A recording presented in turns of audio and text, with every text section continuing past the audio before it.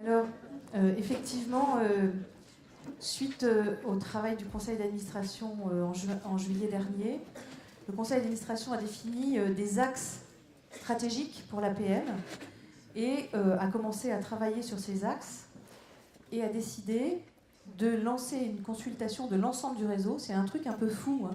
Quand on a commencé ça, on s'est benchmarké avec des entreprises et on a trouvé très peu d'exemples d'entreprises qui lancent une vraie consultation à cette échelle-là. Donc on a mis, il y en a certaines, mais voilà, il y a le Roi Merlin par exemple, qui on est allé regarder, qui a fait des choses intéressantes, mais il y a quelques entreprises qui sont très peu nombreuses. Donc là-dessus, on est allé un peu dans l'inconnu, mais on y est allé avec méthode. Alors comment on a fait, ça vous l'avez tous vu dans vos clubs, et je commence par vous remercier, parce que j'ai conscience que vous avez appris pour la plupart d'entre vous au mois de janvier, que courant février, il y avait dans chacun de vos clubs une consultation essentielle pour construire la stratégie de l'APM et la vision de l'APM. Et vous vous êtes tous mobilisés avec vos animateurs pour faire avoir qu'il y ait des échanges dans toutes vos régions. Et ça, c'est formidable. Je trouve que en termes d'agilité, de réactivité, au niveau du réseau APM, on est vraiment extraordinaire. Et je peux vous dire que vu de la maison de l'APM, où on voyait se passer toutes ces réunions et remonter toutes les informations, ça a un côté un peu magique d'énergie collective, que je retrouve d'ailleurs dans l'envie de mouvement que vous nommiez tout à l'heure. Alors qu'est-ce qu'on voit dans cette consultation ? Alors, vous vous rappelez, juste pour vous remettre en tête, vous aviez 4 questions pour échanger dans vos clubs. La première, c'est que vous apportez l'APM. La deuxième, d'aller regarder, c'est dans l'idée du benchmark ailleurs, des choses que vous voudriez trouver dedans. Ensuite, c'est une question de vision, l'imagination.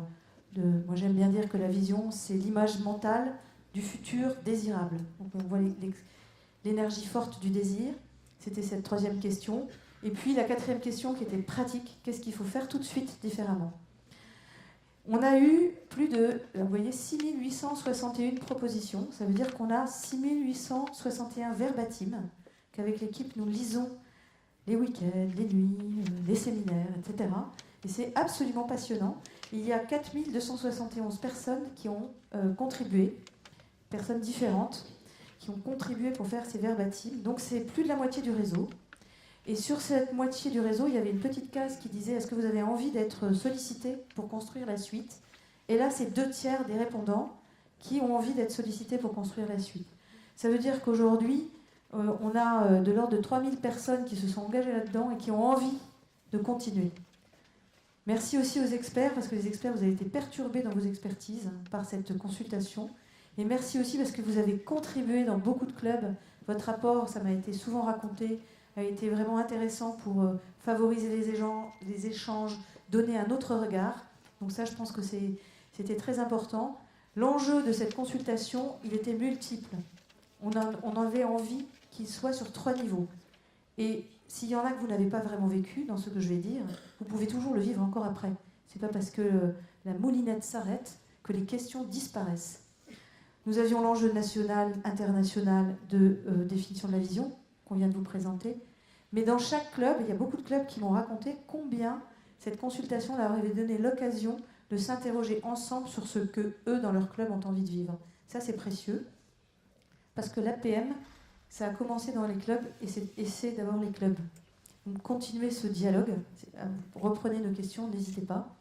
Et puis, c'était aussi chacun personnellement, moi, dans quoi j'ai envie, quel APM personnellement j'ai envie de vivre. Et là, ça a ouvert le champ, et c'est ce qu'on va voir dans ce que je vais vous dire après, ça a ouvert le champ vers un APM aussi en dehors du club, cette expression individuelle. Et c'est pour ça que la méthode que nous vous avons proposée, qui avait, je le reconnais, et on me l'a beaucoup dit, des petits problèmes techniques, parfois de lecture pénible, ça a eu le grand intérêt, si on voit le côté positif de la chose, que chaque personne qui souhaitait dire quelque chose à titre personnel pouvait le dire, pouvait être entendue et pouvait se le formuler de la manière. Et donc des choses qui parfois ne sont pas faciles à dire dans un club, se sont dites dans cette consultation. Alors qu'est-ce qu'il s'est dit ? Il s'est dit 2 choses majeures. La première, c'est, vous voyez, j'ai mis une image de coffre-fort plein de richesses, c'est que l'APM, c'est une richesse extraordinaire à laquelle nous tenons tous, vous tenez tous. Et il y a autant d'expressions en nombre de verbatims pour dire ça, que la deuxième partie qui est « il y a des choses nouvelles que nous devons résolument engager, transformer, changer, les mots varient, mais il y a du neuf à faire à l'APM ».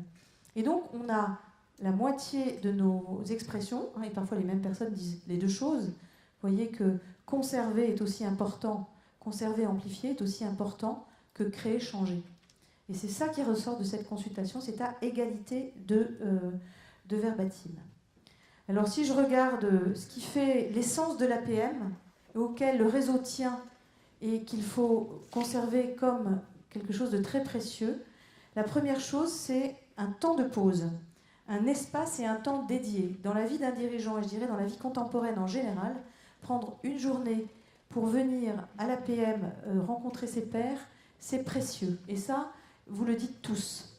La deuxième chose, c'est de belles rencontres. C'est-à-dire qu'à l'APM, on rencontre des personnes formidables et cela nous fait grandir chacun personnellement et professionnellement. Et ce côté croissance personnelle avec des expressions aussi... Alors j'ai des verbatims, là je suis un peu encombrée par mes papiers, mais je vais quand même vous lire des verbatims, parce que ça, c'est vraiment important. Ce qu'on dit par exemple là-dessus, c'est un lieu, des rencontres, j'ai pris un des verbatims, un lieu, des rencontres et des échanges inspirants, des rencontres avec des femmes et des hommes de valeur, et que cela, ça me fait grandir personnellement, professionnellement, dans ma famille, en tant que parent, en tant que dirigeant, en tant que citoyen. C'est ça qu'on entend dans ce qui est important pour vous. Ensuite, le fait de partager des valeurs avec des personnes qui sont aussi quasiment des amis. Donc le vocabulaire de l'ami revient beaucoup.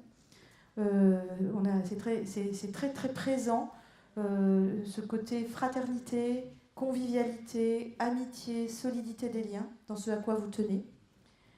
Et puis l'expertise. L'expertise est au cœur des remontées de cette consultation. Vous dites que vous avez des expertises extraordinaires, des expertises variées, des expertises qui décapent, des expertises qui questionnent, qui bousculent, qui font grandir. Et que ça, c'est très précieux. Des personnes que vous n'auriez pas l'occasion de rencontrer dans d'autres cercles. Par exemple, quelqu'un dit des experts de grande qualité sur des sujets très variés, un regard différent, des animations décoiffantes. Et puis enfin, ce à quoi vous tenez, je l'ai déjà dit, c'est le climat amical. Une communauté dans laquelle on peut enlever le masque. C'est pas facile dans notre société d'enlever le masque. C'est pas facile pour un dirigeant d'enlever le masque. À l'APM, on peut enlever le masque, partager dans la bienveillance, accéder à des experts de très bon niveau en petit comité.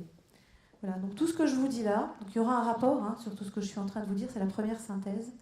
C'est la moitié des expressions, c'est pour dire ce que nous avons là, c'est un trésor. Et ce trésor, nous devons ensemble en prendre soin. Nous y tenons comme à la prunelle de nos yeux. Deuxième partie, c'est les évolutions à engager ou à amplifier. Alors là, ce que vous voulez, la première chose, c'est plus de diversité. Donc vous dites que, d'ailleurs vous en voulez plus pour les experts aussi bien que dans les clubs. Par exemple, alors là je change de page, parce que des verbatims 6800, c'est pas facile à trier. Alors j'en ai choisi quelques-uns. Vous voulez plus de représentativité de la société, avec des membres moins masculins blancs. Ça, c'est clair. Il y en a un qui dit ça. Vous voulez intégrer des entrepreneurs fonctionnant en réseau. Donc vous voyez, là, on commence à avoir un dilemme stratégique. Qu'est-ce que c'est qu'être un dirigeant ? Des entrepreneurs fonctionnant en réseau, dit ce verbatim. Une entreprise réseau peut compter des milliers de salariés. Donc questionner la question de ce que c'est qu'un dirigeant. Une entreprise, plus de diversité, plus d'inclusion de jeunes dirigeants, de leaders de projets qui ne sont pas forcément économiques, d'entreprises associatives, donc les secteurs. Donc voilà. Qu'est-ce que c'est que ces dirigeants qui sont chez nous ? Qu'est-ce que c'est qu'être un dirigeant ? Premier sujet, on veut des experts plus divers, plus de diversité chez les experts, on veut plus de diversité dans nos clubs. Deuxième sujet, des offres innovantes. Là-dessus, ce que vous dites, c'est que vous voulez des offres avec des pédagogies innovantes, qui allie le virtuel et le présentiel. Par exemple, des commissions thématiques suivies pendant l'année, des petits groupes pour partager la mise en œuvre de certaines solutions, mettre en place des outils pour partager l'apport avec vos entreprises. Ça, c'est un axe qui remonte fortement. Comment je fais pour partager ce que je découvre à l'APM, ce qui me fait changer, me transformer, avec mon entreprise. Vous voulez un prolongement numérique pour retrouver les expertises. Vous voulez appliquer des nouvelles pédagogies comme la classe inversée, comme le blended learning, des expériences plus immersives. Vous voulez du contenu digital et de l'échange. Et je crois qu'une des grandes caractéristiques de vos demandes, c'est que nous sommes un réseau humain et que si nous devons être un réseau virtuel, nous devons être un réseau humain virtuel. Donc ça, c'est sur la question de l'offre. Ensuite, vous nous demandez d'ancrer les apprentissages. Autrement dit, si je prends les verbatims là-dessus, vous voudriez un système, par exemple, de mentoring, de dirigeant à dirigeant, étendu aux animateurs qui ont la capacité d'aider l'autre en sparring partner. Autrement dit, mettre quelque chose en place de l'ordre du mentoring, du coaching. Il y a un certain nombre de remontées autour de ça pour vous aider à ancrer, à faire que l'expertise ne passe pas les unes derrière les autres trop vite et que vous n'ayez pas le temps de mettre en œuvre, de garder, de mettre en œuvre, d'ancrer sur votre terrain d'entreprise.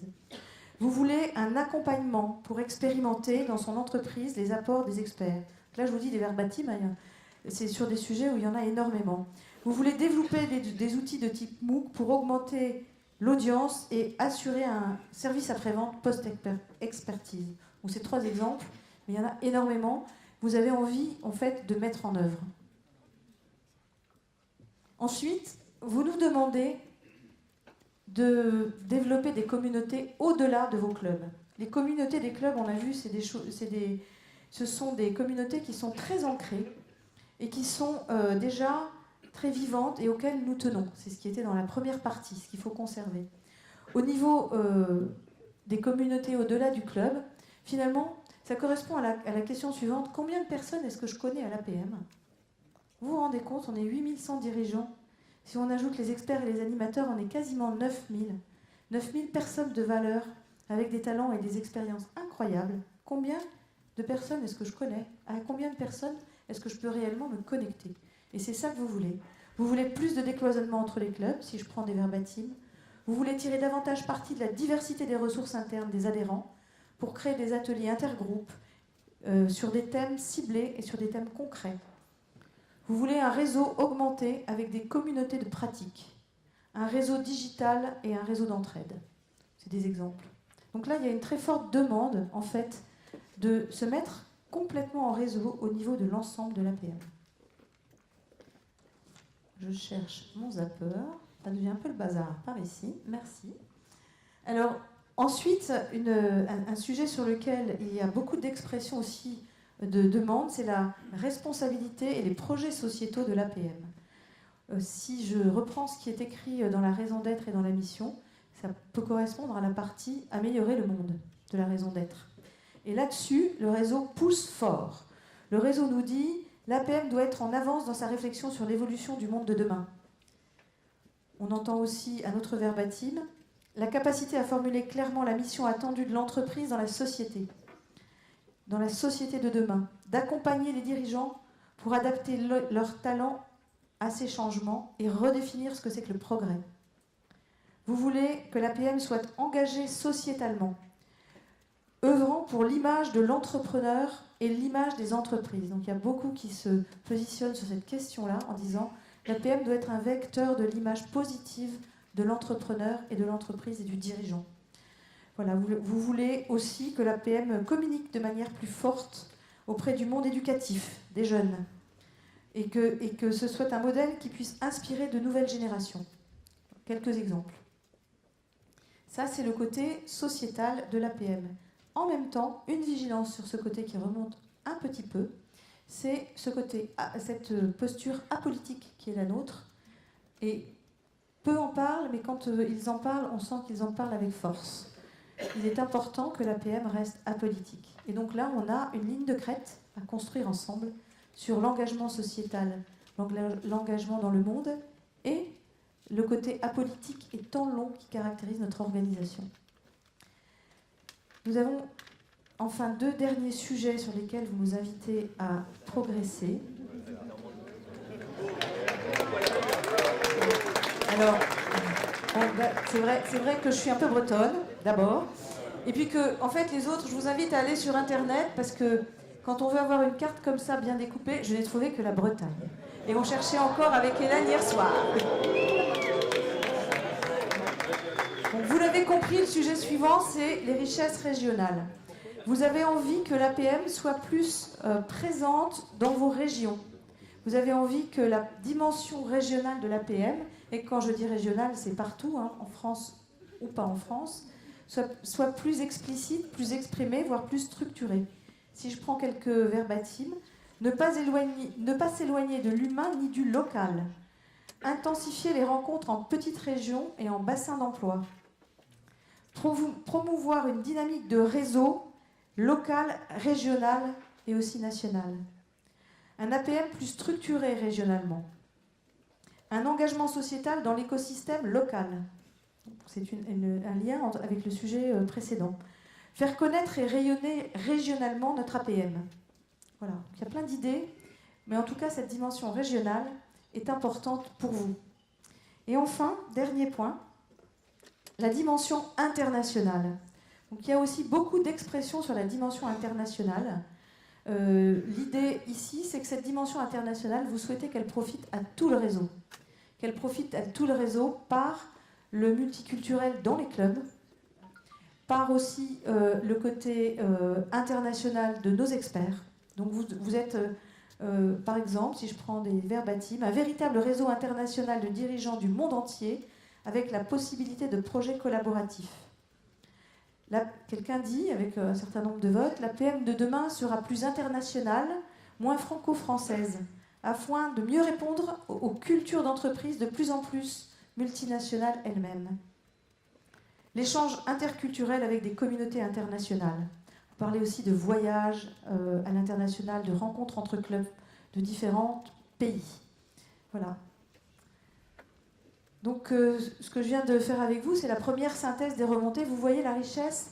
Moi, j'ai envie de dire la richesse énorme et la grande maturité de notre réseau, qui a une telle conscience de ce qu'il est déjà, de ce qu'il a déjà, et de ce qu'il doit garder pour continuer à exister comme il est. Ne rien perdre de notre richesse, mais savoir se transformer pour pouvoir répondre aux défis du monde de demain.